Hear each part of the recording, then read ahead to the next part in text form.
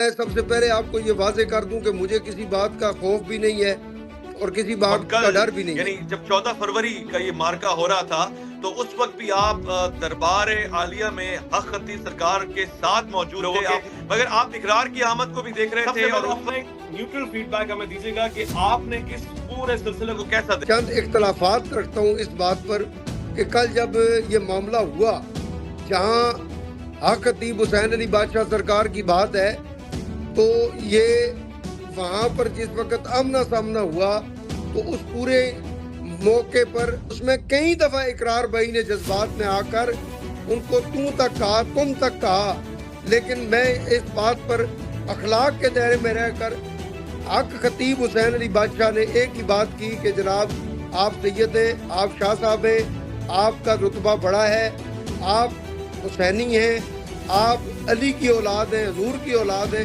تو یہ بڑی بات ہوتی ہے کہ ایک بندہ اتنی سن کر بھی اپنے اخلاق کا مظاہرہ کرے.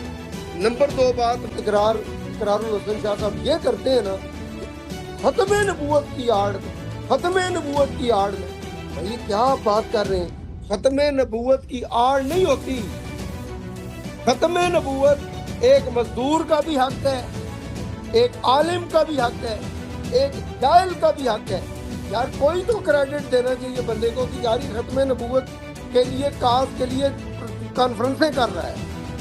آپ کو میں یہ سوال کرتا ہوں کہ ختم نبوت کے کاز پر ایک ہی دنیا کے اندر فرقہ ہے جس کو نفرت ہے اور جو دشمن ہے, اور وہ آپ جانتے ہیں کون ہے, یا اس کے چاہنے والوں کو ہی ہوگا.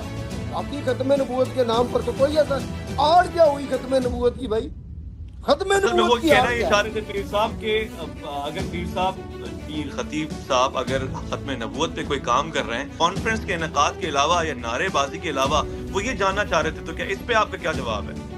میرا جواب یہ ہے جناب کہ آج کے دور کے اندر تاجدار ختم نبوت زندہ آباد کا نعرہ لگانا ہی سب سے بڑی بات ہے. تو اچھا عمل ہے اس کا ختم نبوت کانفرنس کا انعقاد کرنا, جس سے قادیانیوں کو سب سے آپ بتائیں نا. میں ویس بھائی آپ سے پوچھتا ہوں اور کون ہے جو ختم نبوت پہ کام کر رہا ہے پوری پاکستان پوری دنیا کے اندر؟